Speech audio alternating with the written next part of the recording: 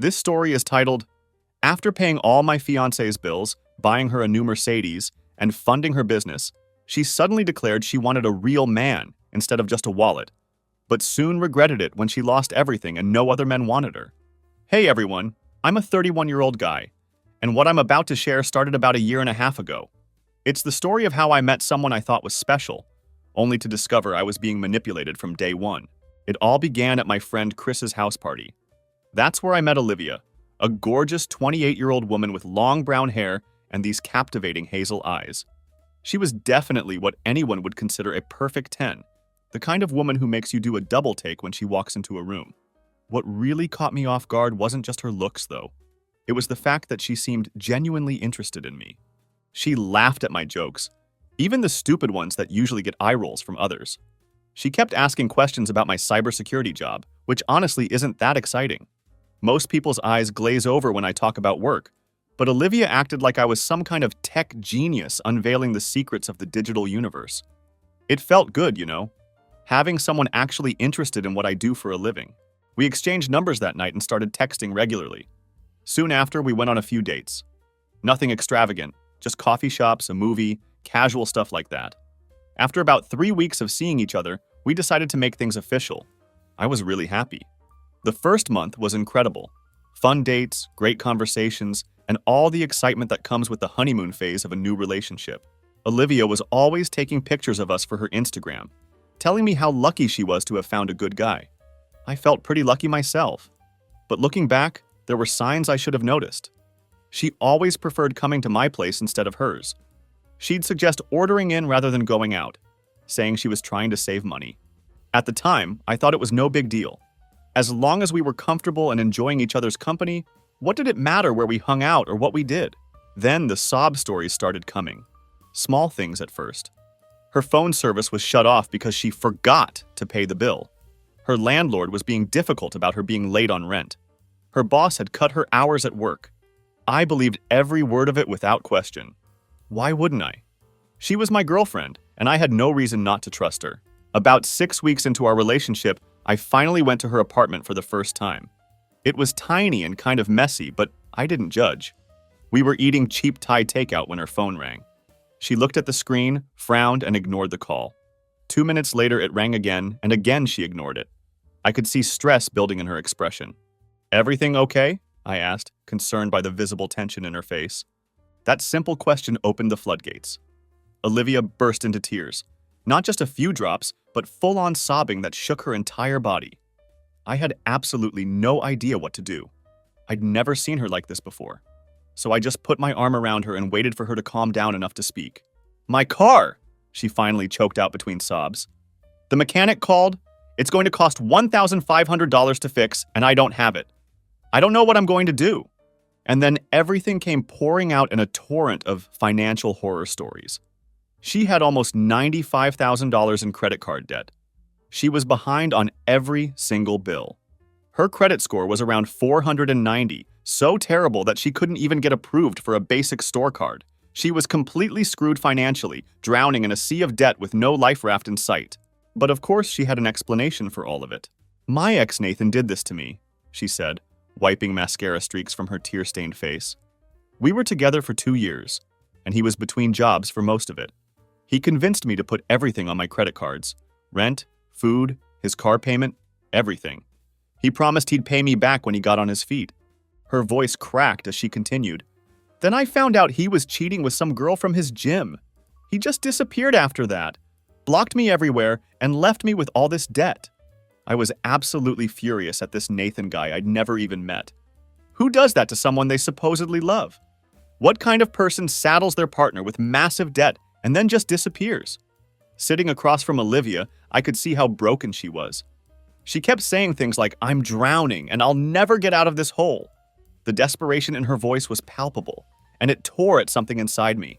I remember sitting there, thinking about my own upbringing. My parents had always taught me to be responsible with money. Save for emergencies. Don't spend what you don't have. Basic principles that had served me well throughout my life. Thanks to those lessons, I had a decent emergency fund built up, and my cybersecurity job paid pretty well. Looking at Olivia, who seemed so helpless and overwhelmed, I made what I now realize was the beginning of the end.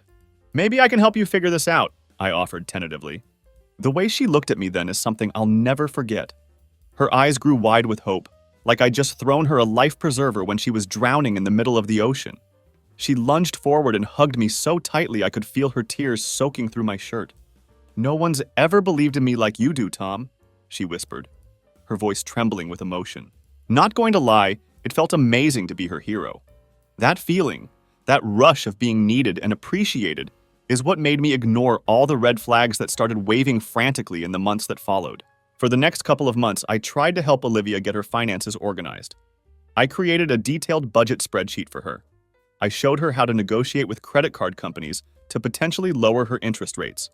I taught her all the basic financial management skills my parents had drilled into me growing up. But despite my efforts, there was always some new emergency that needed cash right away. Her car would need yet another repair just weeks after the last one. Her mother suddenly needed money for medicine. Her hours at work got cut again, leaving her short on rent. The list of emergencies was endless, and each one was presented with tears, panic, and desperation. Like an idiot, I believed every single excuse she gave me. After 6 months of dating, I finally gave in completely. I paid off her most urgent debts, about $4,300 worth of overdue bills and her highest interest credit card. This wasn't spare cash I had just sitting around. I actually dipped into my savings, money I'd been carefully setting aside for a house down payment someday. When I transferred the money to her account, she broke down crying again. She promised she'd pay me back. Even wrote up this cute little IOU on a piece of paper with hearts drawn all over it. Things seemed better for a while after that. Olivia was less stressed, more affectionate. She was always thanking me for believing in her and talking about our future together. I started thinking that maybe this was the real deal. Maybe she was the one I'd been looking for all along. She certainly made me feel like I was her knight in shining armor, and I have to admit I liked that feeling. 2 months later, feeling confident in our relationship, I added her as an authorized user on my credit card. I explicitly told her it was just for emergencies, but somehow, everything became an emergency virtually overnight. New clothes for job interviews, hair appointments because first impressions matter, a weekend trip with her girlfriends because she needed to network. Each time I questioned a charge, she'd get teary-eyed and say something like, "I'm just trying to improve myself," or "I need to look professional to get a better job." And because I was so infatuated, I'd end up feeling like the bad guy for even asking. Olivia's credit score started improving because of being linked to my account, which made her ecstatically happy. She was constantly checking the score on her phone and showing me how it went up point by point. "You're changing my life," she'd say, looking at me with those hazel eyes that seemed to see right through to my soul. I never thought I'd escape that mess. I felt proud of myself. Stupid, but proud. I really thought I was helping the woman I loved build a better future. Our future together. I started thinking about moving in together, maybe even proposing the following year. Then her car finally died completely. It was this ancient Toyota that was probably older than both of us combined. She called me crying from the side of the highway, saying it just stopped running and started smoking. According to the tow truck driver, it would cost more to fix than the car was worth. "How am I going to get to work?" she sobbed over the phone, her voice cracking with panic. "I'm going to lose my job, and then I can't pay any bills. And everything you helped me fix will be ruined." I didn't even think twice about helping her. That weekend, I took Olivia to a car dealership and bought her a new Kia. Nothing fancy or luxurious, just a reliable sedan that would last her years without problems. It cost me $26,000, which I financed under my own name because her credit still wasn't good enough to qualify for a decent interest rate, despite the improvements we'd made. When I handed her the keys, her reaction was everything I could have hoped for. She jumped into my arms, wrapped her legs around me, and kissed me hard enough to make my head spin. "You're the best thing that's ever happened to me," she whispered in my ear, her breath warm against my skin. That night, she was more affectionate than ever before. The next morning, I woke up to find her taking pictures with the car for Instagram. Her caption read, "Upgrade my life," with a heart emoji. No mention of me anywhere. Not even a subtle, "grateful for new beginnings," or a hint that maybe she didn't just manifest a brand new car into existence through positive thinking. Something about that omission sat weird with me. After all, I was the one still making monthly payments of $400 on the vehicle. But I shrugged it off, telling myself I was being petty. She was happy, and that was supposed to be enough, right? At least that's what I told myself at the time. But then I started noticing other things that didn't quite add up. Like how she suddenly started working late twice a week, even though her financial struggles were supposedly because her hours had been cut. Or how her phone became completely off limits, always placed face down on the table, notifications quickly swiped away before I could glance over. Once, while she was showing me a meme, a text message popped up from someone saved simply as D with a bunch of heart emojis.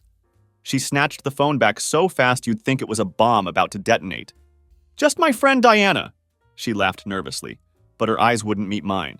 Right, because that's a totally normal reaction to getting a text from a girlfriend. Then there was the lunch incident. I decided to surprise her at work, thinking it would be cute to grab a quick meal together during her break. But instead of being happy to see me, she looked irritated, almost like I was interrupting something important. Throughout the entire lunch, she kept glancing at the door, checking her watch, rushing me through my food. "I have a big party coming in soon," she explained, fidgeting with her napkin. "The boss will kill me if I'm not ready." I decided to wait around after finishing my meal, curious about this supposed big party. No surprise, no party ever showed up. The restaurant remained as quiet as it had been when I arrived. After a few weeks of brushing off the uneasy feeling in my gut, I decided to put my doubts to rest once and for all. That's when I came up with the idea for a weekend trip, a quiet cabin by the lake, just the two of us. Nothing over the top or extravagant, just some time away from distractions to reconnect. On the surface, I presented it as a celebration of how far she'd come financially, a little getaway to mark the fresh start she always talked about. But deep down, it was a test. I needed to see if she was still invested in our relationship, if all the weird behavior was just in my head, if she was really in this the way I thought she was. I even toyed with the idea of asking her to move in with me when we got back. But part of me already knew the truth. If I had to plan a special trip just to reassure myself that my own girlfriend wasn't playing me, something was already broken. I just didn't realize how bad it really was. While I was browsing cabin rentals online one evening, my phone buzzed with a text from Eric, a buddy who worked at the same restaurant as Olivia. "Hey man, not trying to start shit, but thought you should know," the message read. "Olivia's been hanging around this real estate dude who comes in for lunch. Guy drives a BMW and wears fancy suits. She's been taking her breaks when he comes in. Doesn't look like just friendly customer service to me." My stomach did this weird dropping thing, like when you miss a step going downstairs in the dark. The thing is, Olivia hadn't seemed different lately. If anything, she'd been more affectionate, always thanking me for changing her life and talking about our future together. Could Eric be misreading the situation? I texted back, "Thanks man, know anything else about this guy?" Eric replied quickly. "His name's Daniel, some hot shot realtor. Tips big and always asks for Olivia's section." She giggles at everything he says. Didn't want to say anything, but saw them in the parking lot yesterday. Talking pretty close. His hand was on her lower back. I sat there staring at my phone, feeling like an absolute idiot. Was she really cheating, or was she just being friendly with a good tipper? The doubt was eating me alive, and I knew I wouldn't be able to rest until I found out the truth for myself. The next day, I called in sick to work, something I rarely do. I told Olivia I was swamped with a project and would be working late, so we wouldn't be able to meet up. Then I parked my car across from her restaurant around lunchtime and waited. I felt like such a creep sitting there watching the entrance, but I had to know what was really going on. Sure enough, around 12:30, this guy in a gray suit pulled up in a sleek black BMW. He looked like a douchebag from a mile away. Slicked back hair, designer sunglasses, the whole works. I watched him stroll into the restaurant with the confidence of a man who was used to getting exactly what he wanted. Through the window, I could see him being seated in Olivia's section. As I watched them interact, it became clear that Eric wasn't exaggerating. The way she touched his arm and laughed wasn't the way you act with just any customer. Her body language was completely different from how she behaved with other tables. More intimate, more engaged. During her break, they walked out to his car and talked for about 15 minutes. She was playing with her hair the whole time, something I knew she did when she was flirting. They didn't kiss or anything that definitive, but the body language between them was unmistakable. This wasn't an innocent server-customer relationship. I felt sick to my stomach but decided to keep watching. I needed to be absolutely certain before confronting her. That night, Olivia texted saying she had to work a double shift because someone had called in sick. I drove by the restaurant at 9 p.m., and guess what? Her car wasn't in the parking lot. I called the restaurant, pretending to be her brother with a family emergency. The manager informed me that Olivia had left at 8 o'clock, so I drove to her apartment, parked across the street, and waited. Her car wasn't there either. I sat in my car feeling like the biggest chump in the world, my hands clenched tightly around the steering wheel as I tried to process what was happening. Around 11:30 p.m., I saw headlights pull into the complex. It was Olivia in her Kia, the one I was still making $400 monthly payments on. And she wasn't alone. The BMW guy was following right behind her. They parked their cars, got out, and walked into her building together, laughing about something I couldn't hear. I wanted to throw up. All those months of helping her, paying her debts, buying her a car. For what? So she could cheat on me with some slick real estate jerk? I was about to storm into her building and confront them both when I remembered something important. The car. The car was still legally mine. I had a spare key in my glove compartment. Instead of confronting them in the heat of the moment, I went home and formulated a plan. The next morning, I texted Olivia. "Need to talk. Meet me at Caribou Coffee downtown at 2 Sue." She replied quickly. "Everything okay, babe? Just need to discuss something. See you at 2. The casual endearment in her text made my blood boil now that I knew the truth. I arrived at the coffee shop early and watched her pull up in my car. She looked good. Too good for someone just meeting her boyfriend for coffee. New outfit, perfectly styled hair, full makeup. She'd made an effort, and I knew with certainty it wasn't for me. She came in, ordered some fancy $7 coffee, which I paid for, of course, out of habit, and sat down across from me with this fake concerned expression plastered across her face. "What's up, babe? You seem weird," she said, reaching across the table to touch my hand. I looked her straight in the eyes and asked simply, "Who's Daniel?" Her face changed instantly. First shock, then anger, then an attempt at fake innocence that was almost laughable to witness. "Daniel? Oh, he's just a regular at the restaurant. Good tipper," she said with a dismissive wave of her hand. "Cut the crap, Olivia! I saw you with him last night," I replied, keeping my voice steady despite the anger churning inside me. She froze for a second. Then her whole personality seemed to transform before my eyes. The sweet, vulnerable girl I'd fallen for just disappeared, replaced by someone I barely recognized. She sat up straighter, her eyes grew cold and calculating, and suddenly I was looking at a completely different person. "Fine.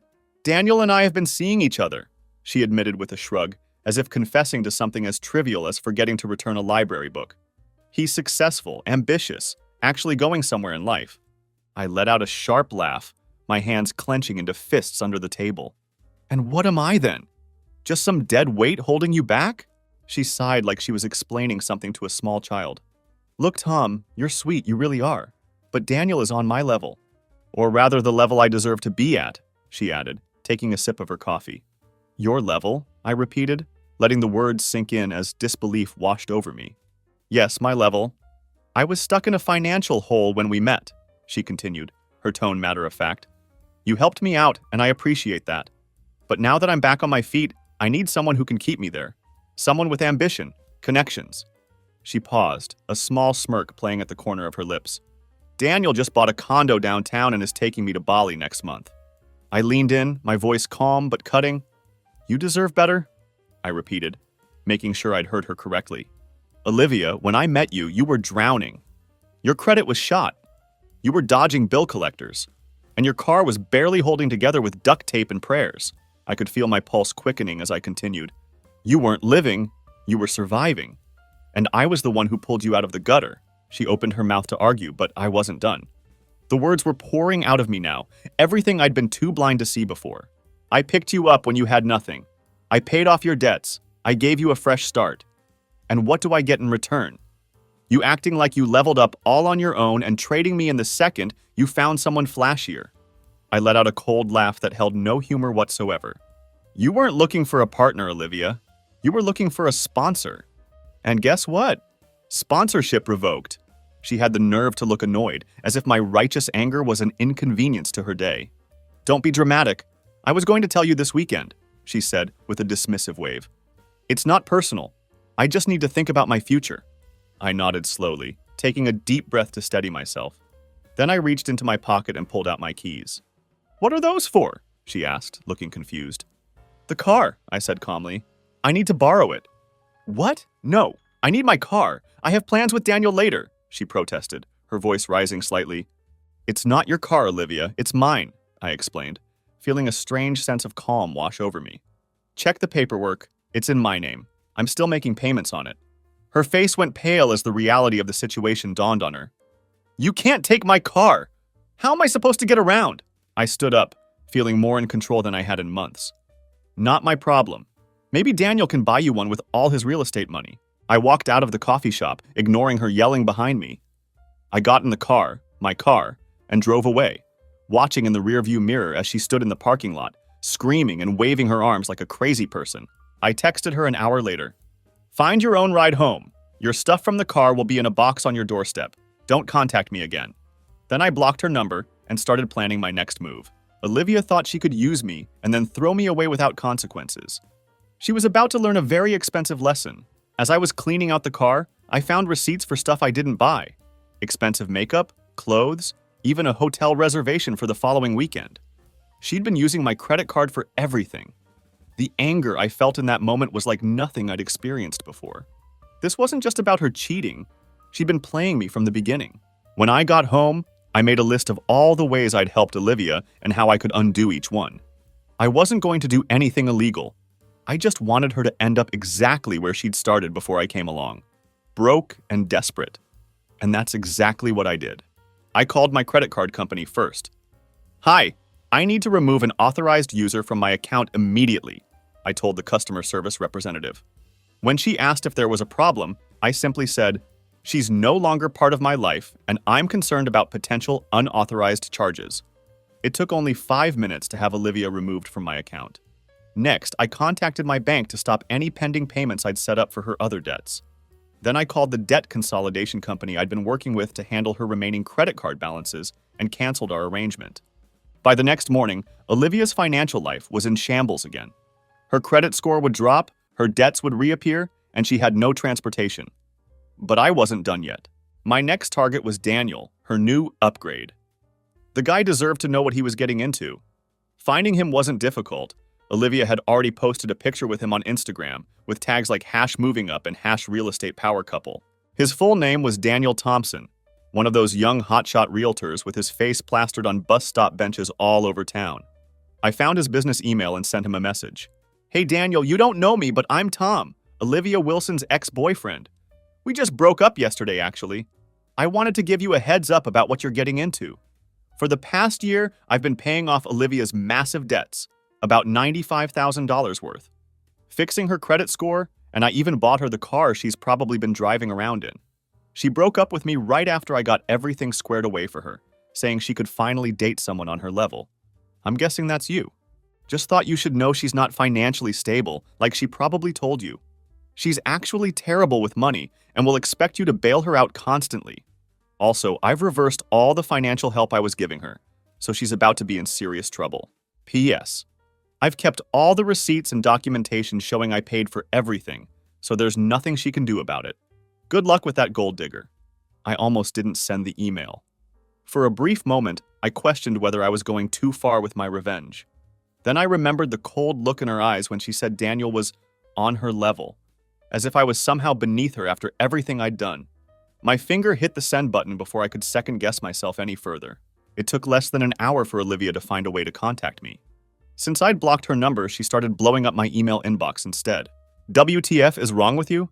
Daniel just called me asking about my financial situation. Her first message read, You had no right to contact him. You're just jealous he's more successful than you. I laughed out loud as I read it, then sent back a single line. Guess he's reconsidering if you're on his level now. Then I promptly blocked her email too. She wasn't going to manipulate me with her words anymore. Later that day, I got a text from Eric. Dude, Olivia just got fired, he wrote. She showed up 2 hours late for her shift because she had no car. Then screamed at the manager when he wrote her up. Never seen anything like it. At this point, Olivia was carless, jobless. Her credit was tanking again. And from Eric's follow-up texts, Daniel was taking a step back to reevaluate their relationship. But there was one more loose end I needed to tie up. When Olivia moved into her nice apartment 6 months ago, nicer than mine actually, I had co-signed the lease because her credit wasn't good enough to qualify on her own. It was time to fix that mistake as well. I dug up the paperwork and found the landlord's contact information. Hello, I co-signed for Olivia Wilson's apartment at 456 Lakeside Terrace, I explained when I called the property management company. Due to a change in circumstances, I need to remove myself as co-signer on her lease. A week later, Eric texted me that Olivia had been served with an eviction notice. Without my co-sign and with her credit score now plummeting, she no longer qualified for the apartment. My plan was working better than I'd anticipated. She created a new Instagram account just to message me since I'd blocked her everywhere else. Please, Tom, I'm begging you. I get it, okay? I messed up, her desperate message read. But you didn't have to ruin my life.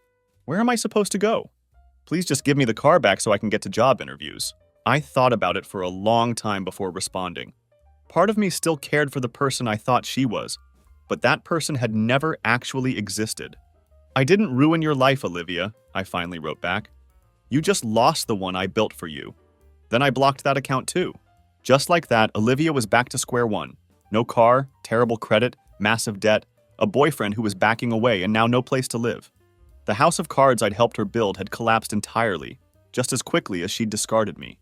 Eric kept me updated on Olivia's ongoing drama. Apparently, Daniel didn't completely dump her right away, but he definitely cooled off. The Bali trip was canceled, that's for sure. According to Eric, Daniel told her she needed to get her financial situation under control before they could get serious. So much for being on his level. Eric also mentioned that she was desperately applying for jobs anywhere that would hire her. But without a car, her options were limited to places within walking distance of wherever she was staying. Couch surfing at a friend's place, from what I heard. I was starting to think it was over, that Olivia would just fade away from my life like a bad dream. But I should have known better. People like her don't go down without a fight. A few weeks later, I got an email from a new address I didn't recognize. The subject line read, "That Louis Vuitton bag you promised." Tom, I know you hate me right now, and maybe I deserve it, the message began. But you promised me that Louis Vuitton bag for my birthday next month. You even showed me the confirmation email. I was counting on that. After everything that's happened, you at least owe me that much. It's the only nice thing I'll have left. I stared at the email in absolute disbelief. Was she serious? After everything, she was demanding a $2,300 handbag I had stupidly pre-ordered for her birthday before I knew what kind of person she really was. The audacity of this woman was truly unbelievable.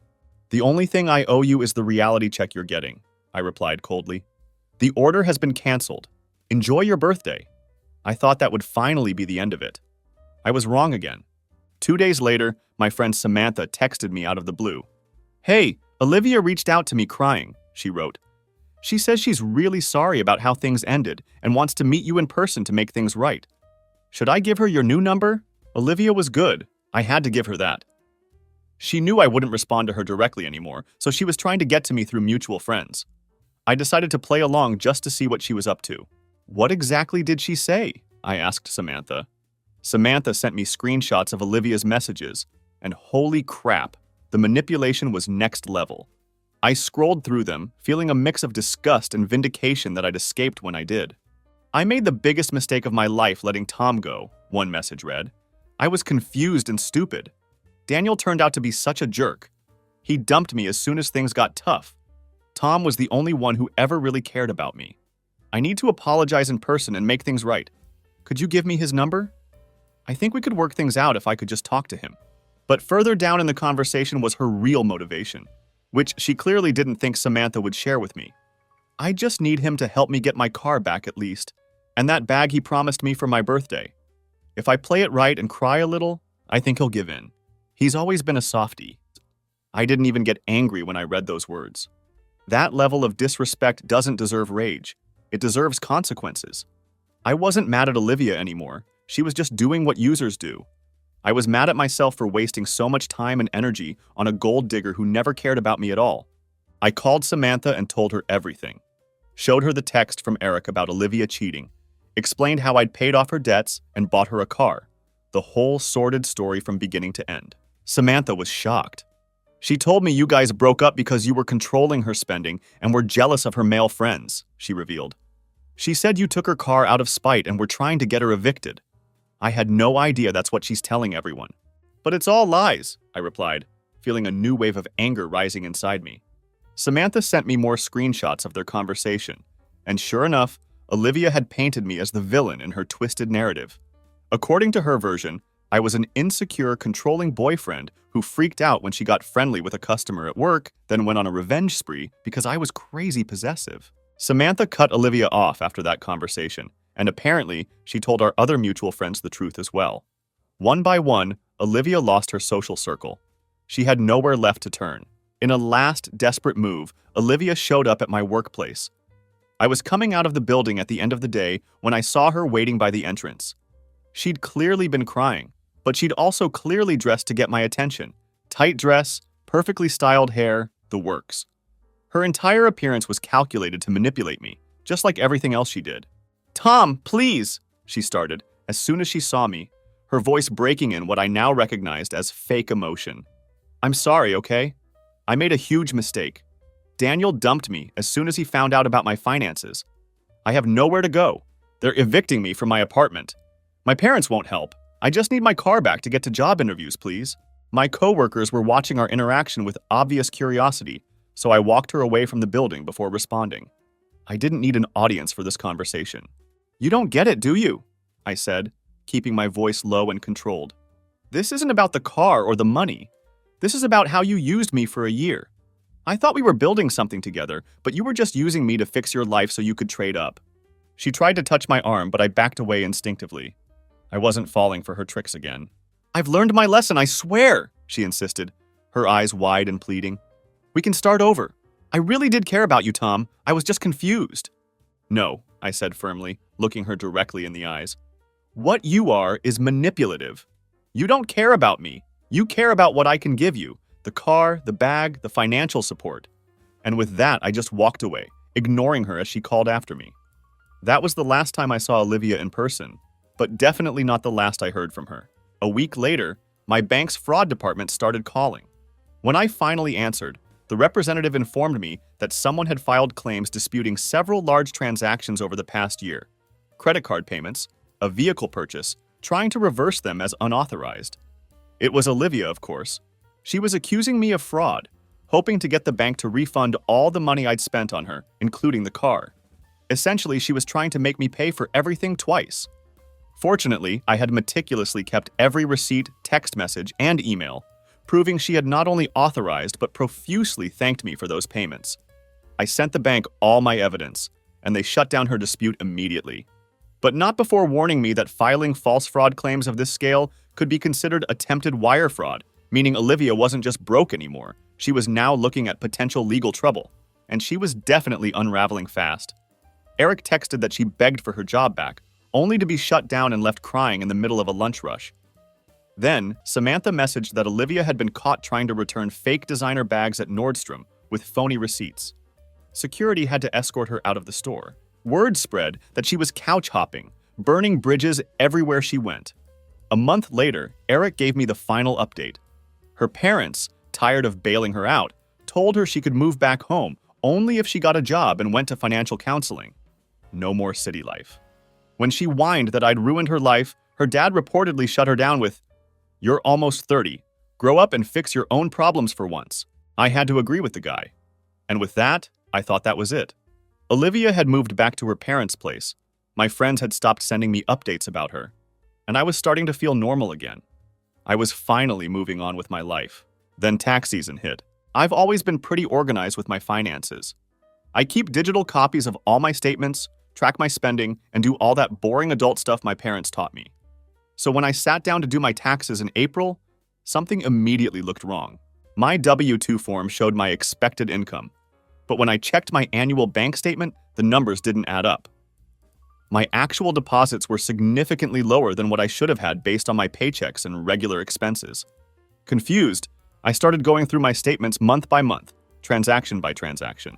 That's when I found a pattern of cash withdrawals I didn't remember making. Small amounts, $200 here, $300 there, spread out over the past 6 months. None of them big enough to raise red flags individually, but added up, almost $10,000 was missing from my account. I called my bank feeling confused and more than a little scared. Was someone stealing my identity? Had my card been cloned? The customer service representative pulled up my account information. "I can see several in-person withdrawals made at various branches," she explained. "Each one was authorized with your debit card and PIN, and the withdrawal slips were signed." Can you send me copies of those slips? I asked, my stomach already nodding with suspicion. 2 hours later, the images arrived in my email. My stomach dropped when I saw the signatures. They looked like mine, sort of, but I definitely hadn't written them. And then it hit me. Olivia. I called the bank back immediately and reported the fraudulent withdrawals. They started an investigation, putting a freeze on my accounts and issuing me new cards. They also said they'd be reviewing security footage from the branches where the withdrawals were made. 3 days later, I got a call back from the fraud department. Mr. Lawson, we've confirmed that the person making these withdrawals was not you, the investigator said. We have clear footage of a woman using your card at several locations. Would you be able to identify her? Yes, I said without hesitation.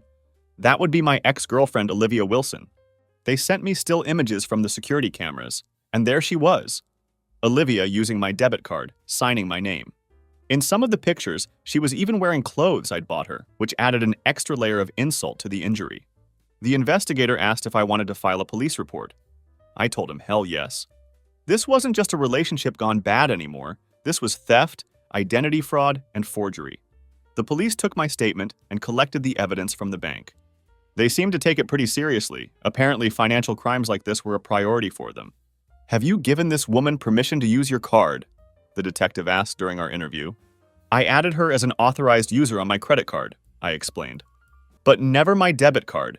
She must have seen me enter my PIN or found it written down somewhere. A week later, the detective called back with news that left me speechless.